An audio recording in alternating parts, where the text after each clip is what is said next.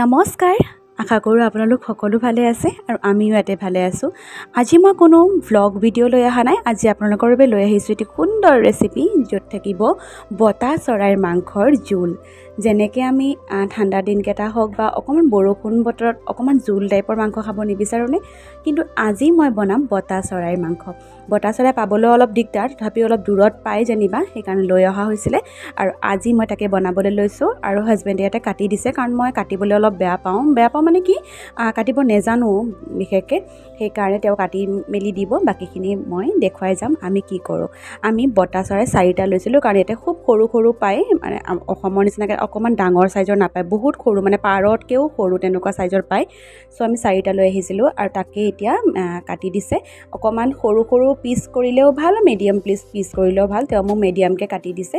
দেখিছে কেনেকৈ কাটি দিলে। এতিয়া মই মাংসখিনি এটা প্লেটত ট্ৰান্সফাৰ কৰি লৈছোঁ। লগতে এটা ডাঙৰ চাইজৰ পিঁয়াজক মই কুটি লৈছোঁ সৰু সৰুকৈ, এটা আলু, লগতে আদা নহৰু থেতেলিয়াই লৈছোঁ। আৰু ইয়াতে লৈছোঁ ইলাইচি, ডালচেনি আৰু শুকান জলকীয়া। আপোনালোকে কেঁচা জলকীয়াও দিব, মই দিয়া নাই বেছি জ্বলা হয় বুলি।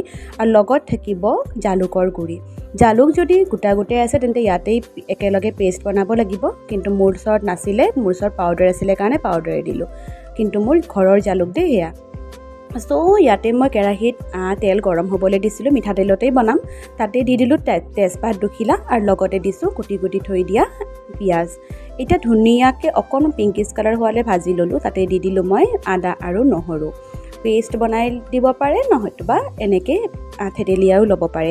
মই থেতেলিয়াই লওঁ, কাৰণ মোৰ ওচৰত বৰ ধুনীয়া এটা খুন্দনা আছে জানেনে, সেইখনত বৰ ধুনীয়া হয় সেইটোত যেতিয়া আমি থেতেলিয়াই লওঁ ন। আৰু এনেও মাংস থেতেলিয়াই দিলে বেছি ভাল লাগে মোৰ হিচাপত।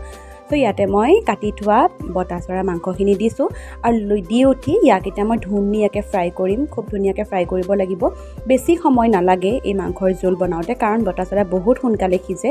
লগতে এটা আলু লৈছিলোঁ যে, আলুখিনিও সৰু সৰুকৈ কাটি ইয়াতে দি দিছোঁ, কাৰণ একেলগে ফ্ৰাই হওক বোলো। চ' ইয়াতে এতিয়া ধুনীয়াকৈ লৰাই মেলি ভালকৈ ফ্ৰাই কৰি ল'ম। আৰু এতিয়া অকণমান ফ্ৰাই হোৱাৰ পিছতহে মই নিমখ, হালধি আৰু জিৰা গুড়ি আৰু অকণমান ধনিয়া গুড়ি দিছোঁ।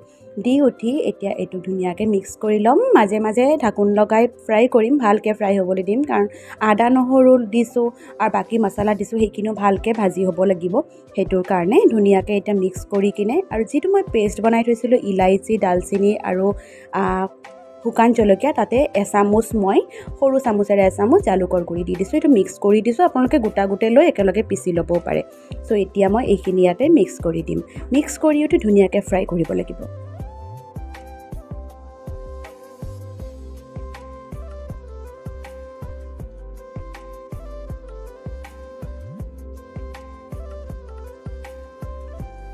জলকীয়া, ইলাইচি আৰু ডালচেনিৰ যিটো মই এটা কুটি কিনে পানীৰ লগত মিক্স কৰি লৈছিলোঁ যে, সেইখিনিও মই ইয়াতে দি দিছিলোঁ। লগতে বাতিটোত অকণমান পানী আখলি কিনে এইখিনিও তাতে দি দিছিলোঁ। লগতে সেইখিনি ভাজি হোৱাৰ পিছত পানীখিনি যেতিয়া শুকাই থাকিলে, তাৰপিছত মই এতিয়া জোল দিছোঁ। জোল মানে কি, মাংসখিনি আলুখিনি ধুনীয়াকৈ সিজাব লাগিব, সেইটোৰ হিচাপত মই অকণকৈ পানী দি ইয়াক ধুনীয়াকৈ সিজাই যাম।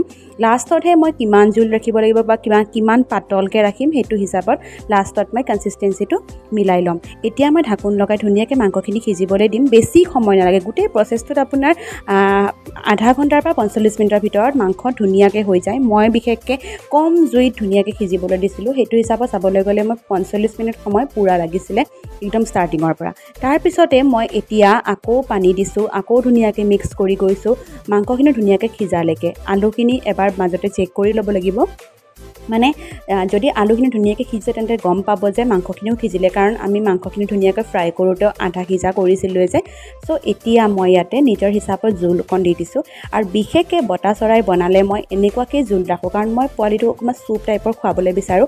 আৰু এয়া আমাৰ মাংস ৰেডি। এনেকুৱা পাতল জোলৰ লগত ভাতকেইটা বৰ ভাল লাগে, নহ'লে আপুনি ৰুটিৰ লগতো খাব পাৰে, বহুত ভাল লাগে। আপোনালোকে এবাৰ এই ৰেচিপিটো ট্ৰাই কৰি চাব, খুব ভাল পাব। নিজৰ ইচ্ছামতে জলকীয়া, মছলা ব্যৱহাৰ কৰিব পাৰে। আজিৰ এই ভিডিঅ'টো কেনেকুৱা পালে জনাবলৈ নাপাহৰিব দেই কমেণ্ট বক্সত। আজিলৈ এৰিছোঁ, ধন্যবাদ, টেক কেয়াৰ, বাই বাই।